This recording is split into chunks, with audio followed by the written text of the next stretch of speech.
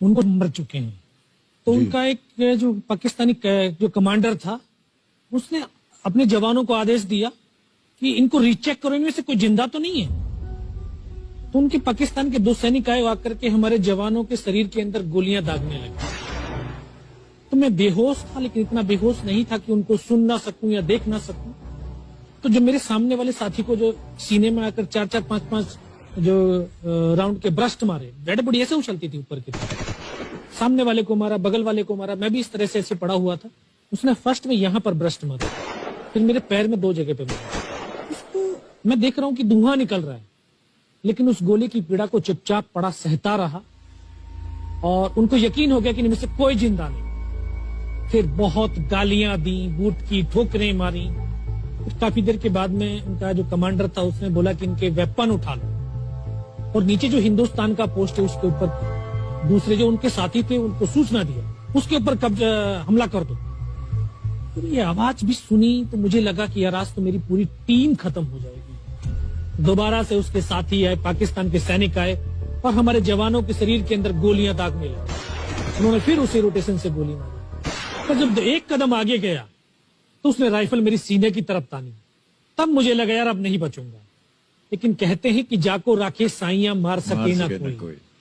जब उसने गोली चलाई तो यहाँ पे पर्स में 5-5 रुपए के कुछ सिक्के भी थे। जब गोली जाकर के सिक्कों पे टकराई तो मुझे भी आभास हुआ कि तो मर गया।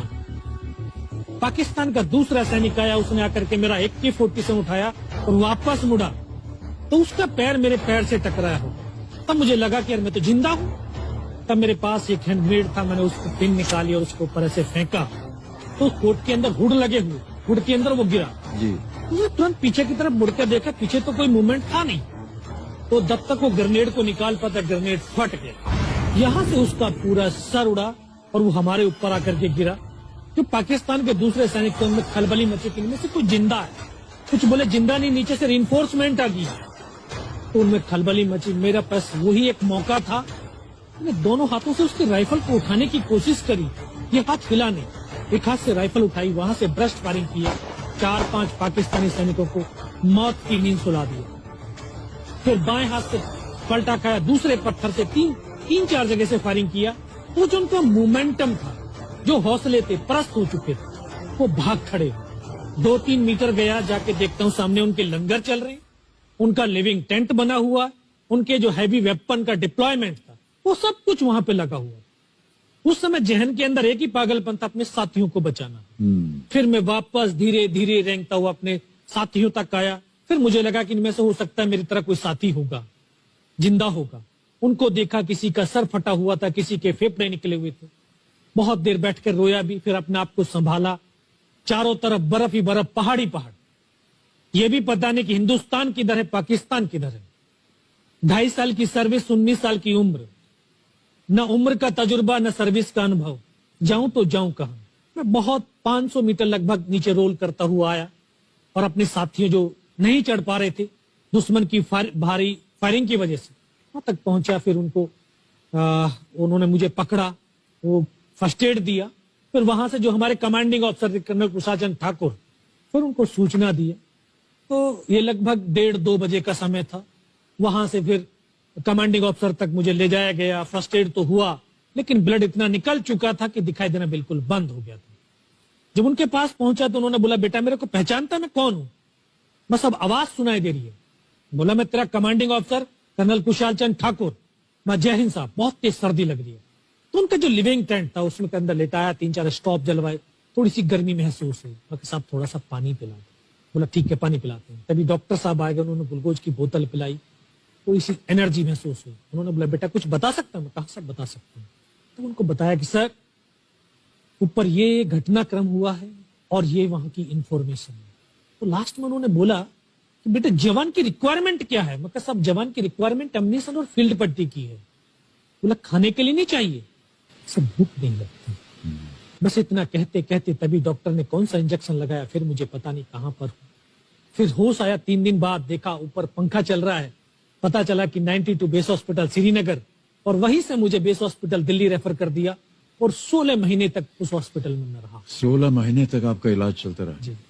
और वहीं पर हॉस्पिटल में ही मुझे पता चला कि 15 अगस्त 1999 को जब ये परमवीर चक्र का जो अनाउंसमेंट हुआ तो वो वहां पर ही मुझे पता चला। सर 2000 में मेरा ट्रांसफर मतनी हो गया।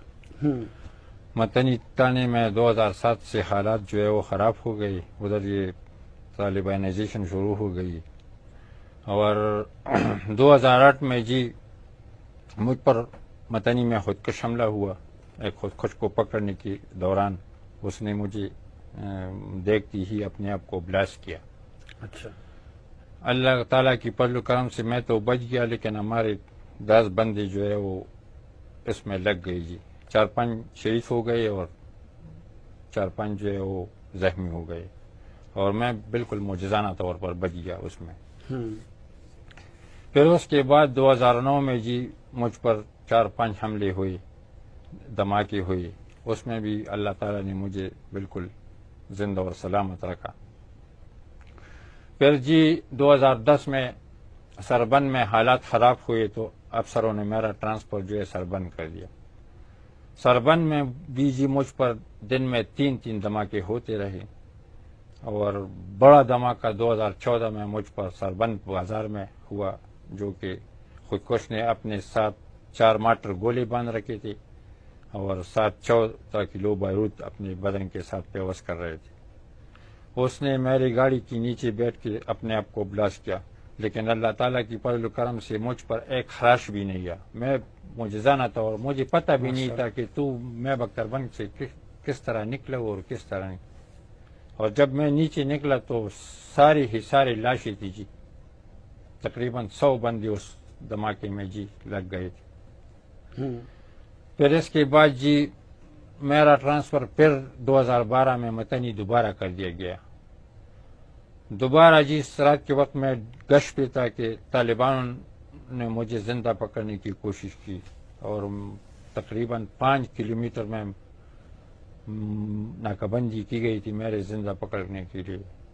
जैसा ही मैं उन मुकाम तक पहुंचा तो 40-45 बंदे एकदम रोड पर आ गए और आती ही हमने उस पर फायरिंग शुरू कर दिया और देखती 20-25 बंदों को हमने उन लोगों से मारा। फायरिंग में मैं भी सख्त लग गया। 3 गोली मेरे सर में लगी, 11 गोली मेरे पाँव पे लगी। दूसरे दिन मैं होश में गया और ताहाल अब भी आपके सामने बैठा हूँ।